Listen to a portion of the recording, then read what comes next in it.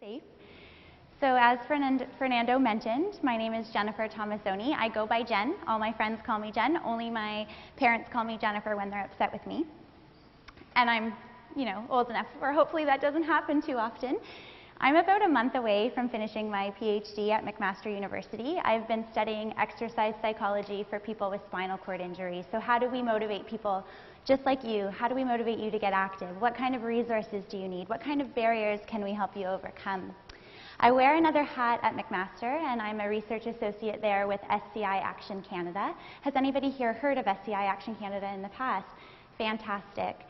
So what we're going to talk about today is who SCI Action Canada is, what we do, a little bit of the research evidence that we've produced, and how we've taken that research evidence and tried to put it into practice. So making practical resources and strategies that people just like you can use to incorporate physical activity in your life. We're going to get active at the end of this session today to, get things moving. You should have all received a TheraBand. If you haven't, then the SCIBC team will come around when it's time to get active to hand one out to you. And I'll leave time at the end for questions. Don't hesitate to ask a question along the way, since the slides are kind of hard to see. And I will be around all day, so if you have any questions as you go on your different activities, or you just want to know more, or you just want to come and chat, I'm here. So I'm really honored to be here today to represent SCI Action Canada. SCIBC has been a great partner of SCI Canada.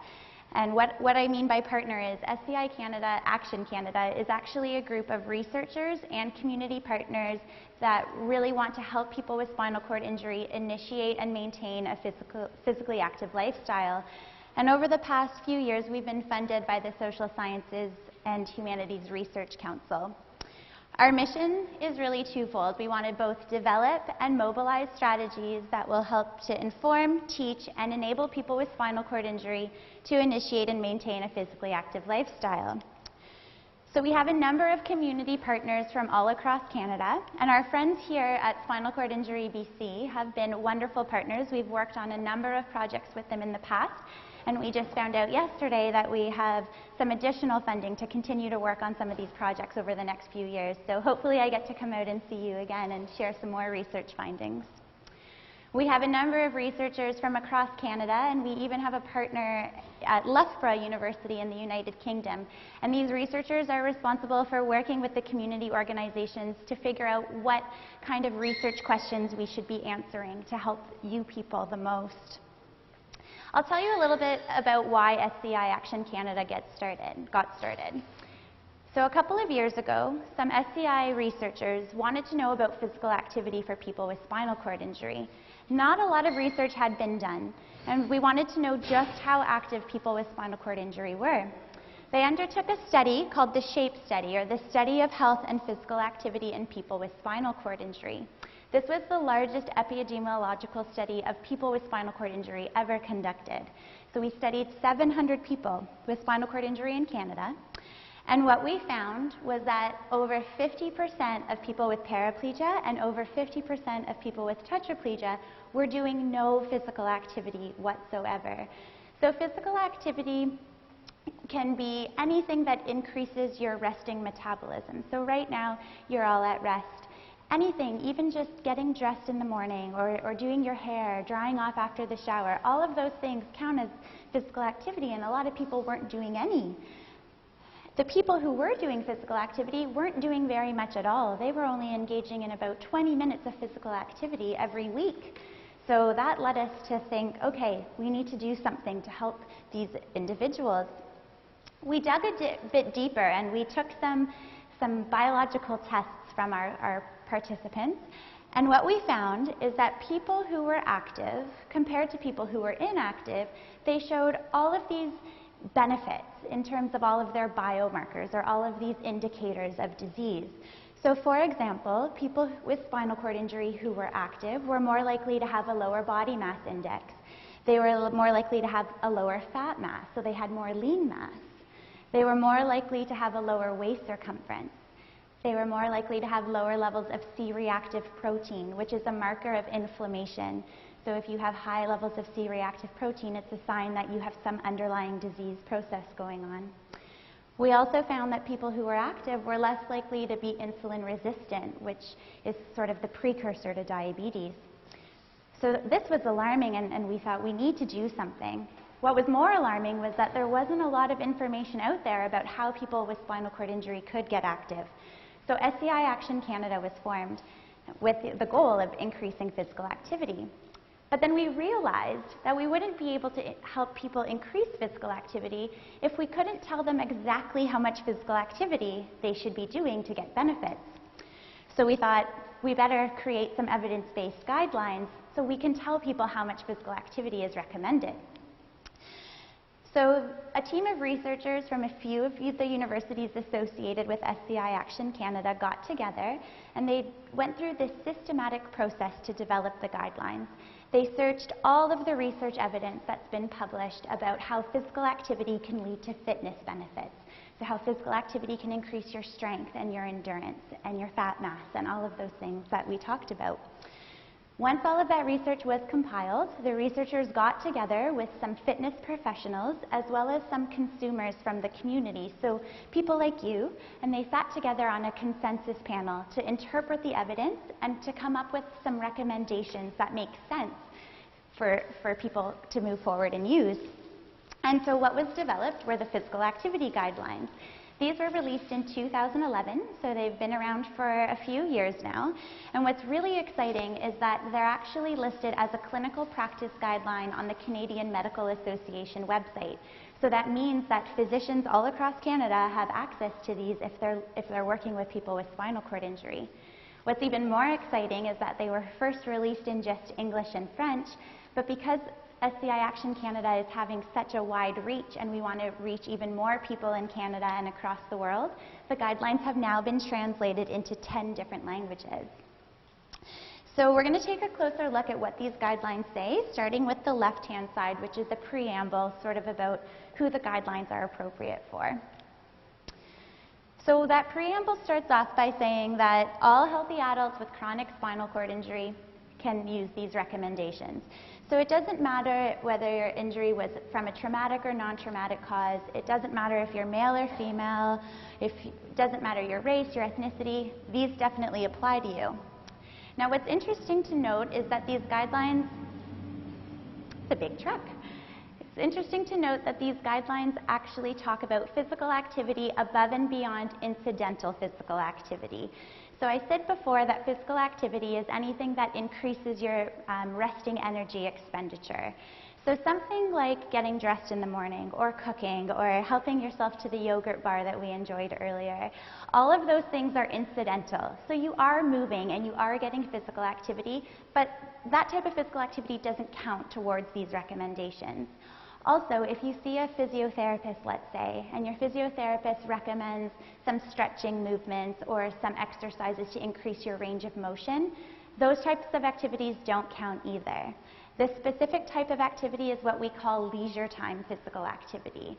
So if it's something that you do in your spare time and that you choose to do, you're not forced to do, so you don't really want to necessarily do your physiotherapy exercises, then you know that you're meeting the recommendation. So you have to remember it's what you choose to do in your spare time.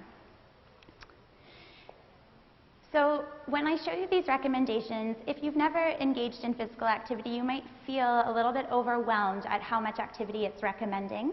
But the preamble explains that just a little bit of physical activity, just something to get started, will really make some small improvements, and you're working towards and then hopefully going over what the recommendations are. Okay, so let's see exactly what the recommendations are. So we have recommendations for both aerobic activity as well as for strength training activity. And I know it's kind of hard to see, but we're going to really dig deeper, starting with strength training. So the guidelines recommend that for fitness benefits, you should be doing 2 sessions of strength training every week. And when you do those strength training sessions, you should be doing 3 sets of 8 to 10 repetitions of each exercise for each major muscle group. So a repetition is going through the full range of motion once. So for example, if I was going to be working the front of my arms or my bicep muscles, I could say do a bicep curl, and that would be one exercise. One repetition would be bringing my arm up to my shoulder and returning it to its resting position. So if I did 8 to 10 of those repetitions, that would count as one set, and I would take a 30-second to 1-minute break in between and do 3 sets, and then I would know that I did my strength training for that muscle group, and I'd move on to another muscle group. And when we do our TheraBand exercises later, we're going to work several muscle groups, so I think that might become a bit more clear about what that means.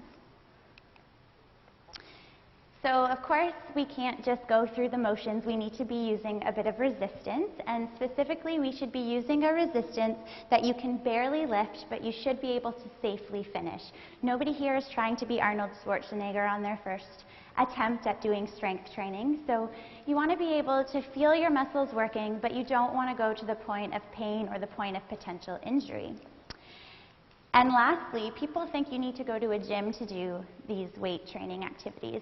And I think you're going to find some great equipment at the park when you go on a tour later.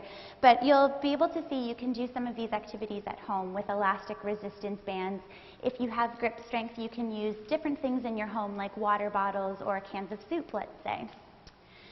So to help people meet the physical activity guidelines, specifically the strength training recommendations, don't get mad that I moved. SCI Action Canada developed a series of manuals called the Active Homes Manual.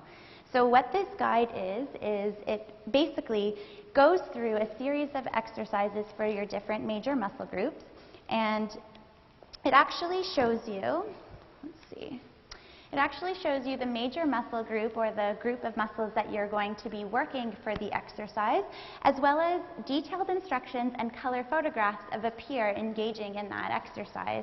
I have one copy with me today, but the good news is that we have PDFs of these manuals on the SCI Action Canada website, and they're free to download. So when you go home today, totally download a copy. We've made the manual so that you can use things that are in your home or exercise resistance bands. And the good news is that SCI Action Canada gave you all resistance bands today so that you can definitely get started with these manuals. We have a guide for people with paraplegia and a separate guide for people with tetraplegia. And along with these guides, we've also created videos where we have a personal trainer who's trained in adapted physical activity talking about the exercise, as well as a peer demonstrating how to do it. So feel free to visit the SCI Action Canada YouTube channel to view these videos and follow along. Okay, so now that we've talked about strength training, let's move on to talk about aerobic activity. So the recommendations for this is the same. You need to do aerobic activity twice a week to get fitness benefits. So how much? Instead of repetitions and sets, we think about aerobic activity in duration. And so you want to be working up to at least 20 minutes for each of these sessions.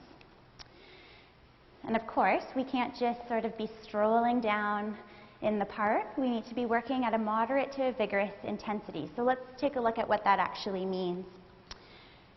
So we can think of intensity on a continuum from mild to heavy.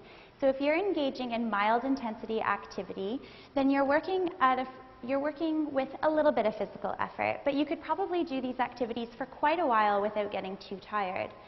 If you move up to moderate, these types of activities require some effort, and you can do them for a while without getting tired. They're not totally exhausting. But when you get up to a vigorous or heavy intensity, these types of activities require a lot of physical effort, and they require you to work almost at your maximum. So you wouldn't at first be able to do these activities for very long without getting tired. So, I mean, it's nice for me to tell you that, but what does that mean in your everyday life? You can use what we call the talk test. Has anybody heard of the talk test before? You have? Okay. So right now, I'm walking around a little bit, I'm probably working at a mild intensity because I'm able to carry on a conversation with you without much difficulty. When you move up to a moderate intensity, you can still carry a conversation, but you can feel yourself starting to get a little bit out of breath. If you're working at a vigorous intensity, you're probably pretty uncomfortable and you don't want to be talking to that person working out next to you. So you can try to keep the talk test in mind to use that as your gauge of just how hard you're doing your aerobic activity. And so there are lots of ways that you can engage in aerobic activity. Lots of people think that you have to be on a treadmill or on an arm ergometer, but you can do fitness videos online. You can wheel around in the park. There are lots of options. And one of those options is actually sport. So the team of researchers at SCI Action Canada have looked into sport because a lot of people do enjoy sport once they give it a try. And what we found is that people who participate in sport, they actually participate at higher intensities, so they're getting that moderate and vigorous intensity aerobic activity. They participate for longer durations, so they're getting in those 20 minutes much more easily. And they're also less susceptible to seasonal variation. So I know your climate here in Vancouver is pretty nice all year round. But of course in the winter when there's more rain, or in Ontario where there's a lot more snow, everybody is susceptible to decreasing their physical activity. Everyone wants to stay inside. Well, the good news is most sports are done inside in a gym. And when you have people that your team is looking up to you, then you're less likely to skip out on those activities. So we have a number of community partners that help us promote sport to the people we're reaching, so you guys. If you're interested in sport, visit the sport tab at the SCI Action Canada website, and it'll give you more information on how you can get involved. So some of our partners here are the Canadian Wheelchair Association, the Active Living Alliance, and the Canadian Paralympic Committee. Okay, so now we know what the guidelines say. But unfortunately, just knowing what guidelines say don't often get us to do physical activity. It's a first step, but there are many barriers that stop us from translating our knowledge into action. And so at SCI Action Canada, we've really focused on knowledge mobilization, or you may have heard this called knowledge translation. It's sort of a big buzzword in the medical community right now and in the research community. And really what it means is we want to get the right information to the right people in the right format at the right time. So I'm going to show you some of the ways that we've done that. And I'm actually mobilizing knowledge right now, so I hope I'm giving you the right information. So on our SCI Action Canada website, if you scroll down, you're going to see a box in the bottom right-hand corner. And those are all of our physical activity resources. So this might be hard to see, but we've already talked about the physical activity guidelines, and we've already talked about those active home manuals. I've given you something today called the SCI Get Fit Toolkit. Does everybody have a copy of that in their hands? You should have received one at the registration desk. It's a 4-page color brochure. If you don't have one, please be sure to pick one up. What the SCI Get Fit Toolkit is all about is it's actually a guide to help you meet the guidelines that we talked about. So it reiterates the guidelines on the front page. I saw some of you taking notes about the guidelines, so you have them on the toolkit as well. It gives you some different activity examples that you can use to help you meet those recommendations, so some different ways you can do strength training and aerobic training. It also tells you what those benefits of physical activity are. So I told you a lot about the physical benefits, but you'll see in the toolkit that there's also psychological, mental health benefits, and quality of life benefits. It talks about some safety tips you should think about, as well as how to plan for your physical activity and overcome your barriers. So we're going to talk later this afternoon. If you stick around to the end, we're going to talk about how you can actually plan physical activity into your week. So I encourage you to stay, but if not, there is a little bit of information in the toolkit. SCI Action Canada also runs a telephone counseling service for people with spinal cord injury. It's called Get in Motion. So Get in Motion offers individuals just like you 6 months of free one-on-one counseling with a trained exercise counselor. And you can talk about whatever it is that you want to talk about during those sessions. So whether you are looking for an accessible swimming pool in your area, or you need a little bit of motivation to help you get through that rainy winter, the Get in Motion counselor can help you. Fortunately and unfortunately, we're in a bit of a funding gap for this program right now. The program is going to be relaunched, and we're going to improve it even more based on the feedback we've gotten from our previous clients. So if you are interested in the Get in Motion service, keep an eye on our website, or come and talk to me and give me your email address or your phone number, and I'll keep you on our list of people to contact as soon as we have the program up and running. SCI Action Canada has also developed something called the Knowledge Mobilization Training Series. So we have a series of online videos. They're presented by a researcher, and they give you the up-to-date research evidence about physical activity. So this is a great way if you want to learn a little bit more about what we've been talking about today. You can tune in, and these, of course, are free. Has anybody heard of SCIU or SCI University before? Yes, maybe? If you haven't, it's a great resource. It's all about healthy living for people with spinal cord injury, and it was developed with peers like yourselves, but also with researchers and healthcare professionals. So there's 10 different modules. Each module takes about 30 to 45 minutes to complete, and the information is great. SCI Action Canada has worked closely with SCI University to incorporate physical activity as one of the modules. So again, if you would like some more information about what we're talking about, check that out. So we've covered pretty much everything in that toolbar. We also have a blog called My Perspective, and this blog gets published once a month. We pose a question to peers with spinal cord injury, and we get them to write their perspective about the question. So some previous topics include, I need some social support. How do I go about getting some social support for my physical activity? So every blog question is always answered by a peer with paraplegia, a peer with tetraplegia, as well as a research assistant at SCI Action Canada. So you sort of get a few perspectives, and you can sort of see how the information might relate to your own life. Anybody a social media guru in here? Yeah? Okay, so if you're totally connected in Facebook, Twitter, and on YouTube, please join our pages, like us, and you'll get all the up-to-date information and research as it comes out. So we're starting a new program at SCI Action Canada in partnership with Spinal Cord Injury BC that we're really excited about. And it's all about sharing this information. Some of our research has told us that people with spinal cord injury want to get physical activity information from their peers, from people just like them. You're actually the most credible source of physical activity information. So we've developed this Active Living Leaders program, and the goal of it is to help peers like you, help you become physical activity champions in your community. So this program is going to have 3 different components. The first 2 components are all about giving you all the information you need about physical activity and giving you all the information you need to become a transformational leader. And what transformational leaders do is they really empower and encourage people to go beyond what they think they are capable of.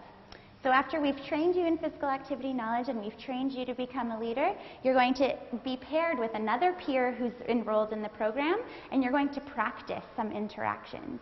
And at that point, after you do 5 of those practice sessions, you would then be able to go out in the community and call yourself an active living leader. So this program is going to be launched in May 2014, so keep your eye on both the SCI BC website as well as the SCI Action Canada website if that's something that you might be interested in. And if you have any questions about that, definitely come and ask.